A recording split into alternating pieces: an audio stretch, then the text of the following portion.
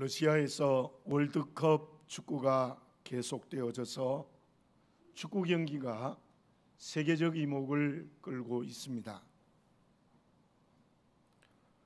그런데 그 축구 경기에 여러 가지 이변이 일어나기도 합니다. 특별히 우리나라가 피파 세계 랭킹 1위인 독일을 꺾는 파란을 일으키기도 했습니다. 우리나라 축구 감독이 이런 말을 했죠. 공이 둥글기 때문에 어디로 갈지를 알 수 없다. 그런데 축구 선수 출신이었던 알베르트 까미는 이렇게 말을 했습니다. 인생은 축구공과 같다. 어디로 갈지를 모른다. 내가 생각하는 방향으로 가지를 않는다. 그처럼 우리의 인생은 내일을 예측하기가 어렵다. 그러한 내 축구 선수의 경험이 인생에 큰 도움이 되었다는 말을 했습니다. 세계에서 가장 높은 5,000m에서 7,000m의 7개의 정상을 등정한 김창호 산악인이 이렇게 말을 했습니다. 진정한 등산은 집에서 집으로 돌아오는 것이라고 말을 했습니다. 참다운 산악인이 등산하는 것은 등산하는 자체만이 아니라 가정으로 집으로 돌아오기까지가 진정한 등산이라 그렇게 말하기도 했습니다. 실로 저와 여러분들의 인생도 축구공처럼 어디로 갈지를 모릅니다. 그러나 인생은 어쩌면 결국 집으로 돌아오는 것이 아닌가라는 생각을 해보기도 합니다. 믿음을 가지고 살아가는 저와 여러분들의 인생은 어떠해야 되겠습니까? 정말 축구공이 어디로 튈지 알지 못하는 것처럼 알지 못한다고 말해야 합니까? 김창호 산악인이 말한 우리가 집으로 돌아온다는 것은 과연 무엇이겠습니까? 본문의 말씀 12절 상반절을 봉독해 드립니다. 그러므로 너희는 하나님이 택하사 거룩하고 사랑받는 자처럼. 나는 누구입니까? 하나님이 택한 사람이라는 것입니다. 구별되게 선택받았던 것입니다. 그리고 아버지 되시는 하나님이 나를 지극히 사랑하고 계신다는 것입니다. 이사야서 43장 1절에서 3절에 이러한 내용의 말씀이 있습니다.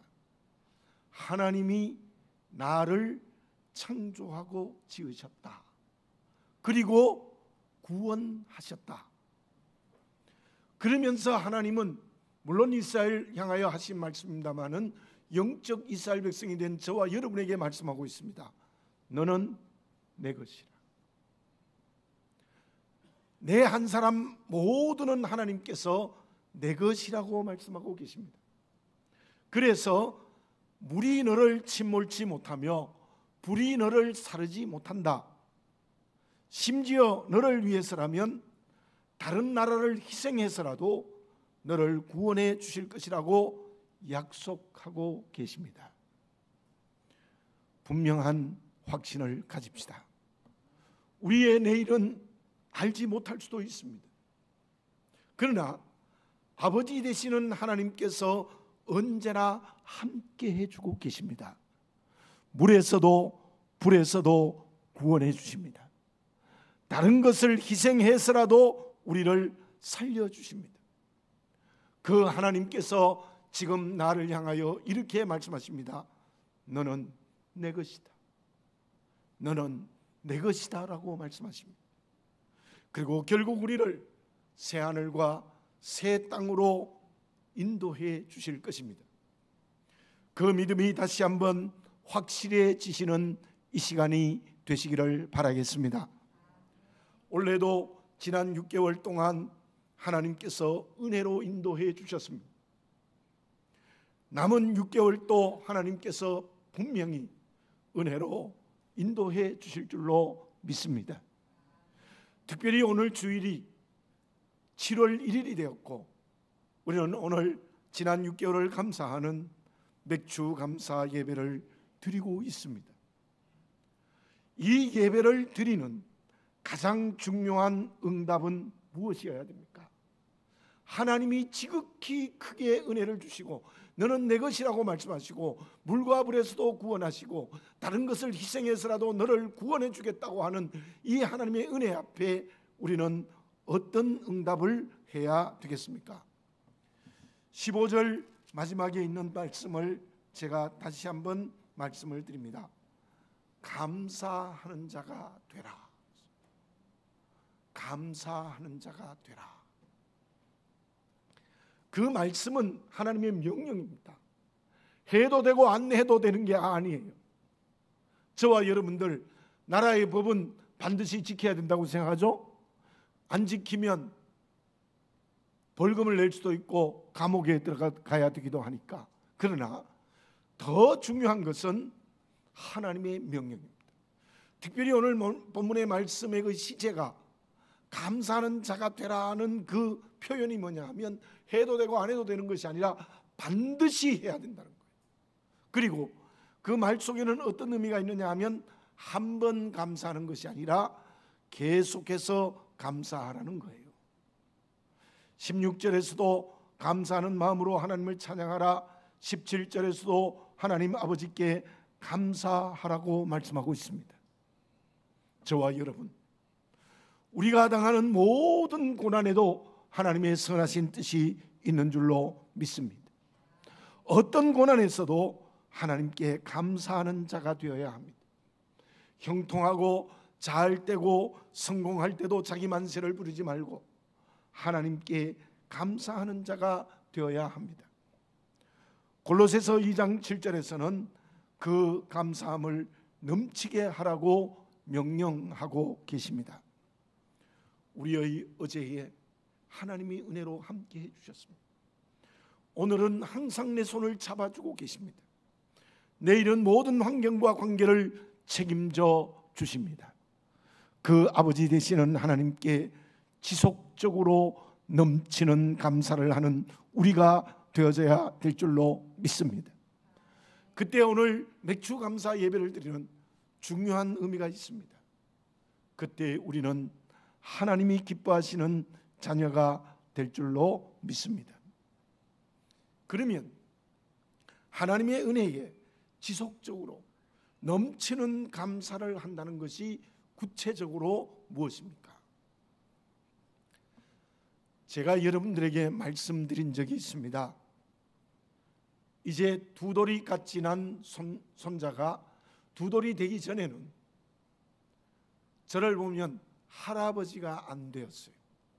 그래서 기껏 한다는 말이 하부지 정도예요. 그런데 지난 며칠 전에 두 돌이 되었을 때에 만나보니까 할아버지가 되는 거예요. 할아버지가 어렵습니다, 여러분들. 그 두 돌 된 아이에게는. 근데 정확하게 할아버지하고 말하면서 제 품에 안깁니다.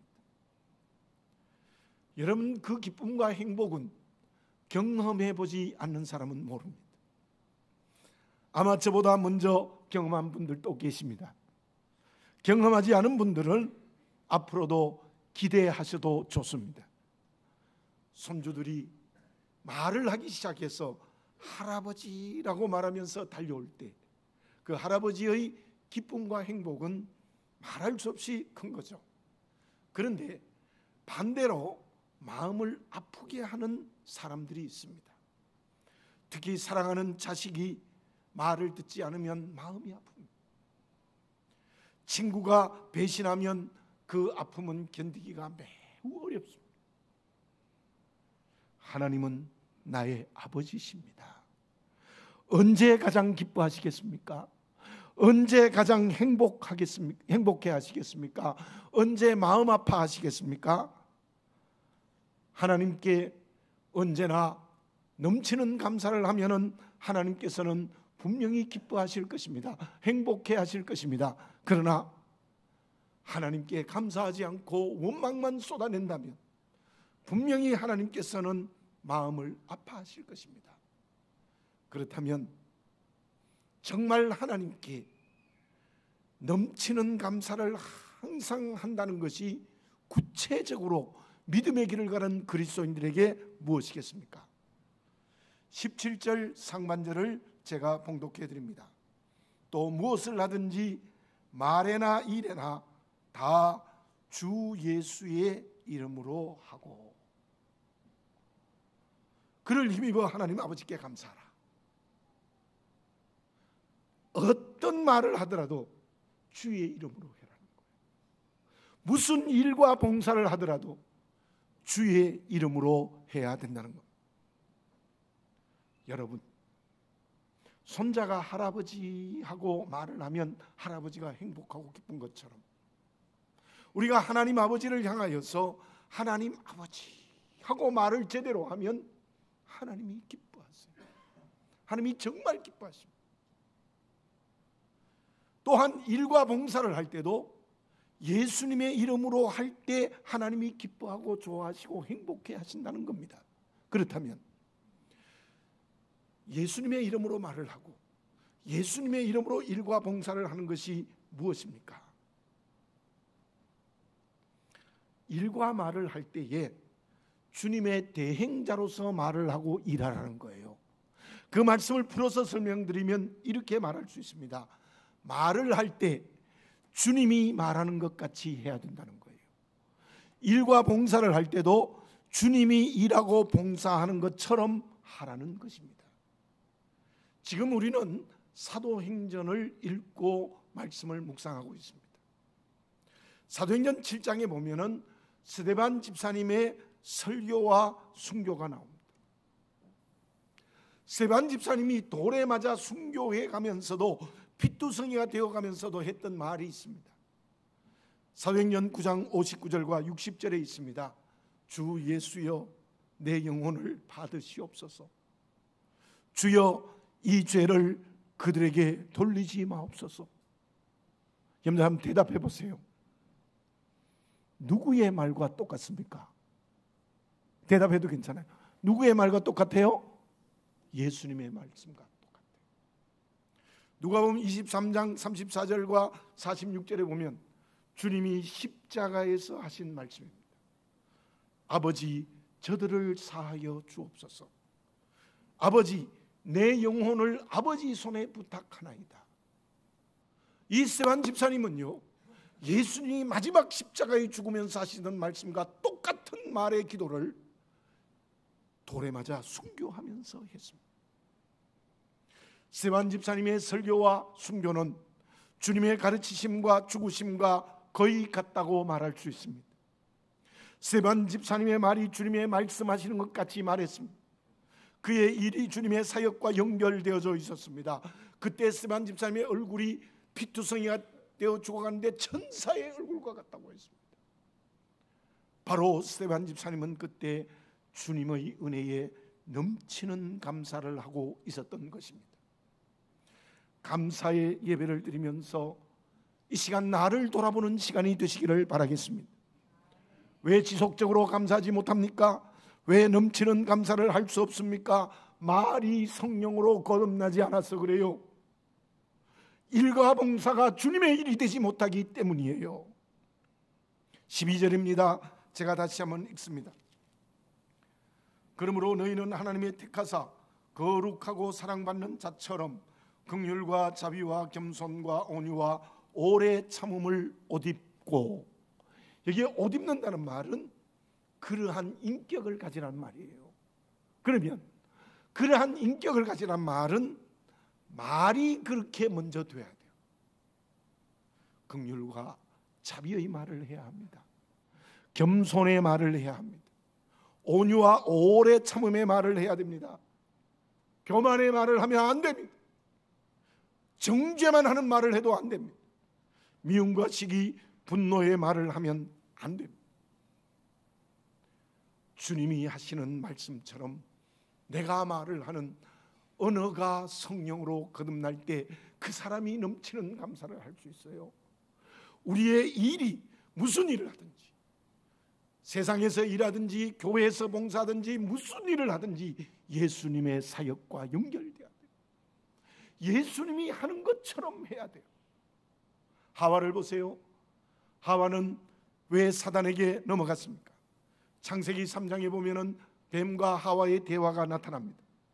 하나님이 참으로 동산 모든 나무의 열매를 먹지 말라 하더냐?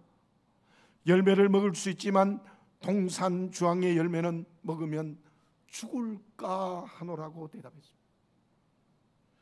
그때 하와는요, 하나님의 말씀을 자기 멋대로 바꾸었어요. 하나님의 말씀을 마음대로 바꾸어버린 거예요. 하나님이 분명히 말씀하셨습니다. 창세기 2장 17절입니다. 내가 먹는 날에는 반드시 죽으리라. 반드시 죽는다고 했는데 그 하나님의 반드시 죽는다는 말씀을 죽을까 하노라로 바꾸어버린 거예요.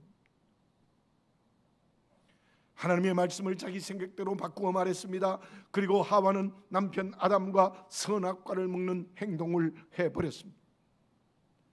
그 결과가 모든 인류가 죄인이 되는 엄청난 결과가 주어졌습니다.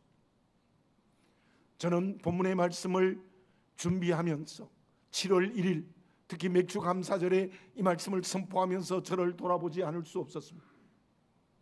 너가 말을 할 때 예수님이 말씀하시는 것처럼 했느냐? 너가 사역할 때에 너의 목회가 진정 주님의 사역처럼 했느냐? 이렇게 스스로 질문하지 않을 수 없었습니다. 여러분들도 이 시간 질문해 보시기 바랍니다. 여러분들의 언어가 어떻습니까? 여러분들의 일과 봉사가 어떻습니까? 말과 일이 주님을 닮아야 됩니다. 그런데 그 말과 일이 주님처럼 말하고 주님처럼 일하기 위해서 어떻게 해야 됩니까? 나의 성정과 나의 힘으로는 안 돼요. 내 감정으로는 절대로 안 됩니다.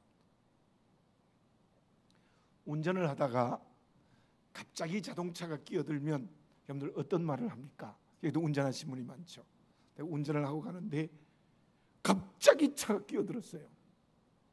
나도 모르게 이상한 말을. 한 번은 목동 오거리에서 이제 교회에서 나가서 우회전을 해야 되는데 차가 꽉 막혀 있어요. 막히는 시간이 아닌데 왜 이렇게 막혀 있을까? 그런데요, 조금 거리 앞에 두 사람이 멱살을 잡고 싸우는 거예요.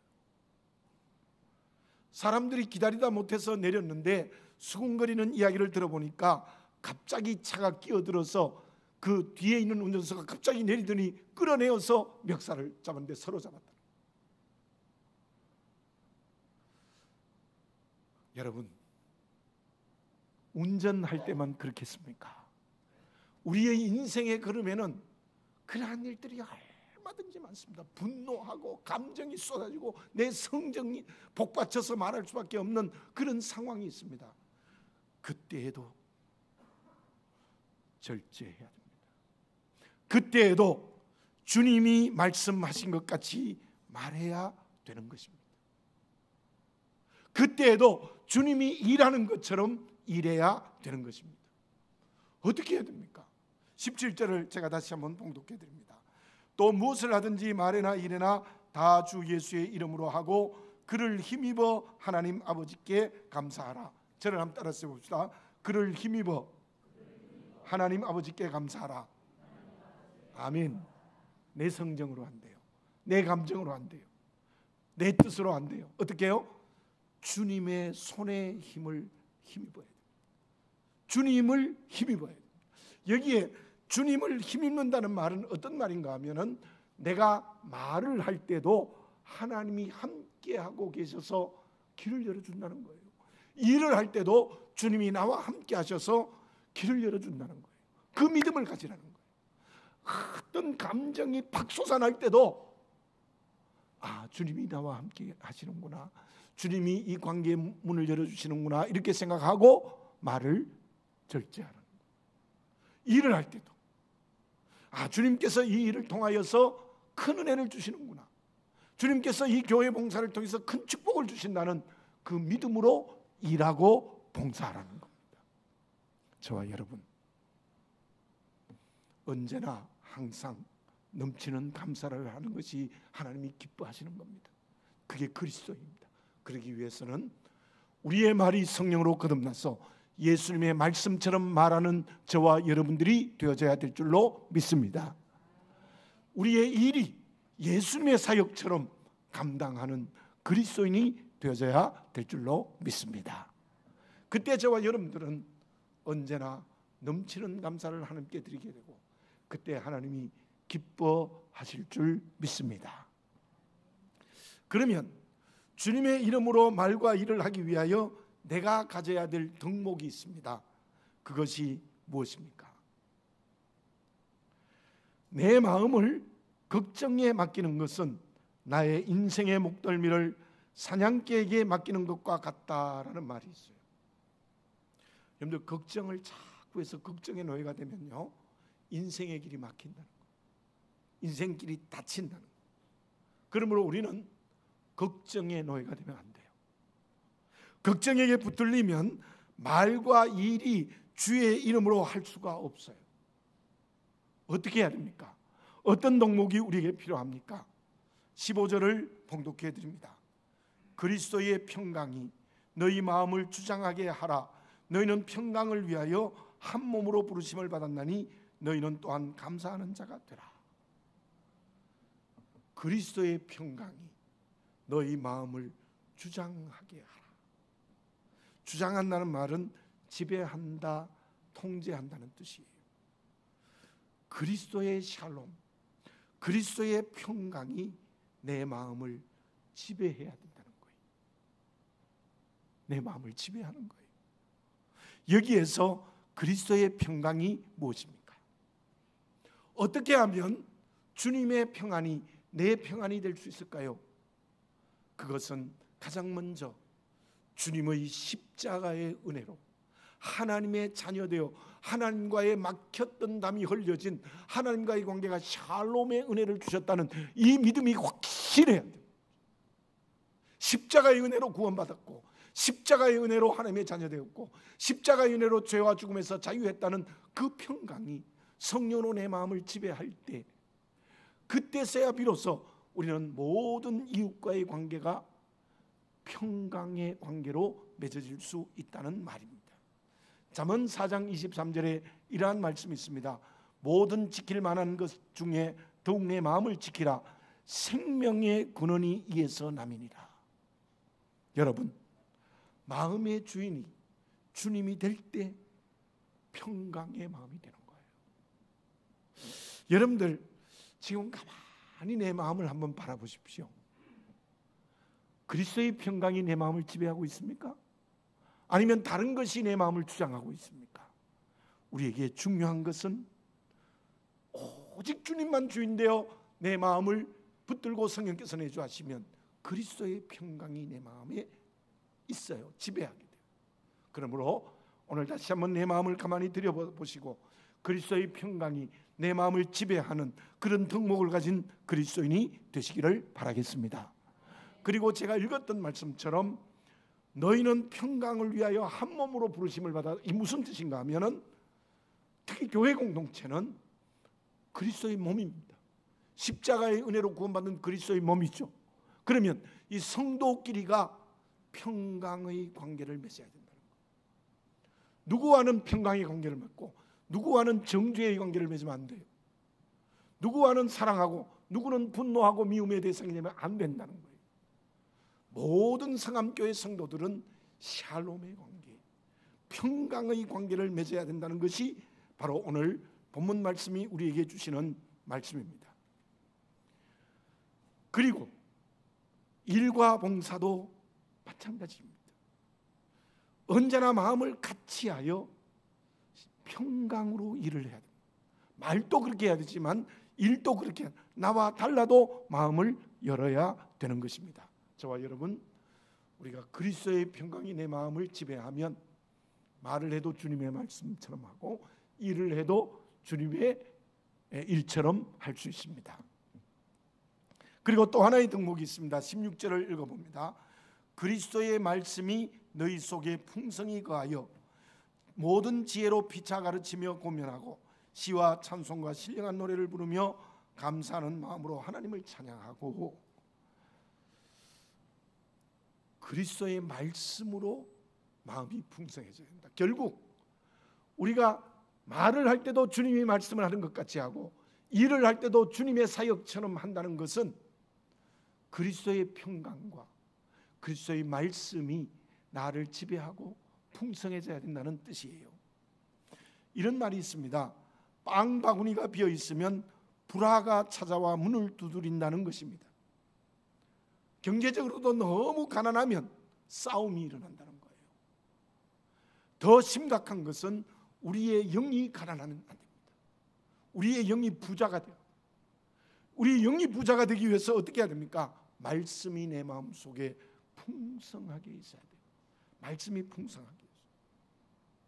말씀을 읽고 묵상해야 됩니다. 그래서 그 말씀이 양식이 돼야 됩니다. 그때 우리의 속사람이 강건하게 되는 것입니다. 그렇게 말씀이 풍성해지면 말과 일이 그리스도의 이름으로 감당하게 되는 것입니다. 그리고 그 16절의 말씀의 뒷내용도 마찬가지입니다. 성도들과의 관계도 말씀으로 관계가 이루어져야 된다. 말씀으로 권면하고 가르치고, 그 말씀은 서로의 관계가 말씀으로 관계를 맺어야 돼요. 그러니까 결국 그리스도의 몸인 교회의 성도들은 어떻게 관계를 맺어야 됩니까? 그리스도의 평강으로 관계를 맺어야 돼요. 그리스도의 말씀으로 관계를 맺어야 돼요. 그러면 그 말과 일이 전부 주님처럼 하게 된다는 거예요. 고린도 교회를 한번 생각해 봅시다. 그 교회는 그리스도의 평강이 없어요. 대부분의 성도들이 전부 자기의 능력만 자랑해요. 자기의 방법으로 해요. 자기의 경험으로 해요. 자기가 받은 은사로 해요. 말씀이 풍성하지 않아요. 바울이 가르친 말씀은 간 곳이 없어요. 도리어 바울을 대적하고 있어요. 그 교회가 어떻게 되었습니까? 바울파, 게바파, 아볼로파, 그리스도파 4개의 파로 갈라요. 무슨 문제인지 생기면 싸웠어요. 내가 최고라고 자랑했어요. 비교적 규모가 큰 교회지만 고린도 교회는 그리스도의 평강도 없고 그리스도의 말씀도 없어요. 그리스도께서 주시는 은사를 자기 것으로 바꾸어 버렸어요. 온갖 자랑과 정죄와 교만과 미움과 시기와 분노만 가득한 교회였어요. 그리스도의 평강이 없고 그리스도의 말씀이 풍성하지 않으면 주님의 이름으로 말하지 않습니다. 전부 자기의 성정으로 말합니다. 일을 할 때도 자기의 경험이나 능력으로만 일하게 되는 겁니다. 오늘 이 시간 성령으로 그리스도의 평강이 나의 마음이 되어지시기 바랍니다. 주님의 말씀이 성령으로 내 마음의 풍성이 채워지시기 바랍니다. 그때 우리는 무슨 말을 하고 무슨 일을 해도 주님의 이름으로 하게 되는 것입니다.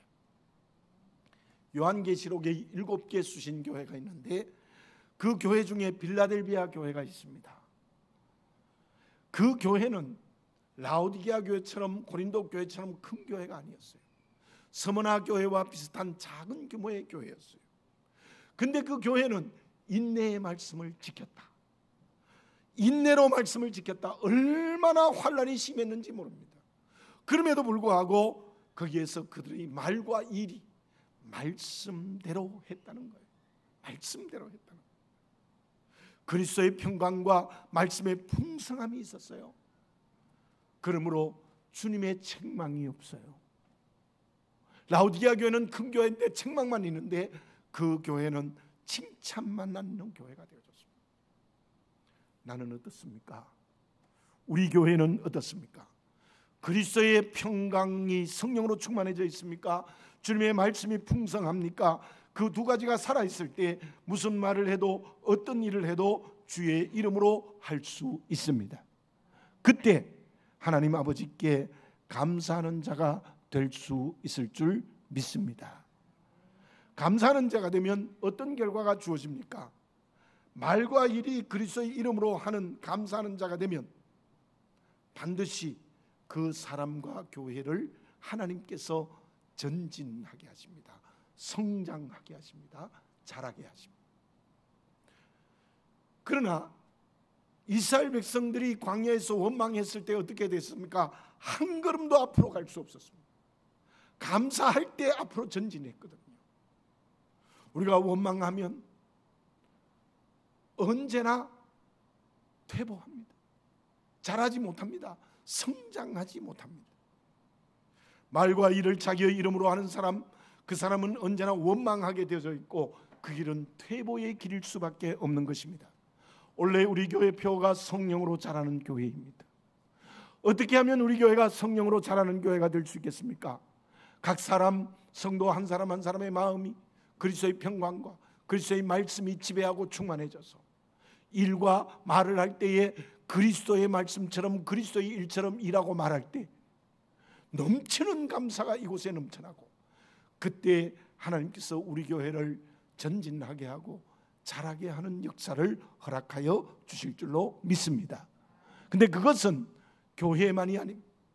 우리 개인이나 가정이나 직장이나 사업 모두가 다 오늘 말씀대로 감사하는 자가 되면 자라고 성장하고 전진하는 역사를 성령께서 축복으로 이루어 주실 줄로 믿습니다.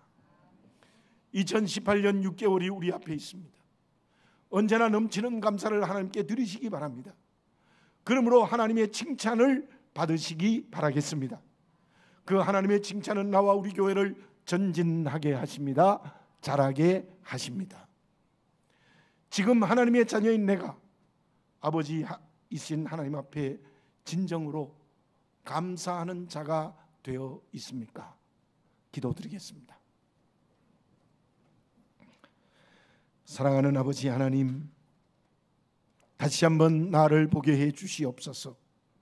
그리스도의 평강이 내 마음을 지배하는지, 그리스도의 말씀이 내 마음에 풍성한지, 그로 인하여 우리의 말과 우리의 일이 그리스도처럼 주님처럼 하고 있는지 정직하게 보게 하옵소서. 그때 비로소 저희들은 언제나 넘치는 감사하는 자가 될 수 있을 줄 믿습니다. 주여, 오늘 이 시간 성령으로 원망을 버리게 하여 주시옵소서. 걱정을 버리게 하여 주시옵소서. 감사가 아닌 다른 것에 노예가 되었던 것에서 자유할 수 있는 성령의 거듭남을 허락하여 주시옵소서. 그래서 언제나 넘치는 감사를 하나님 앞에 드리게 하옵소서. 고난에서도 형통할 때도 그리하여 우리를 성장하게 하시고 자라게 하시고 전진하게 하시는 하나님의 축복을 받는 나와 가정과 직장과 사업, 그리고 우리 교회가 되게 해 주시옵소서. 7월 1일 하반기를 시작하는 첫날 맥주 감사 예배를 드리면서 우리 모두가 다 아버지 하나님께 감사하는 자가 되게 해 주시옵소서. 예수님의 이름으로 기도드립니다. 아멘.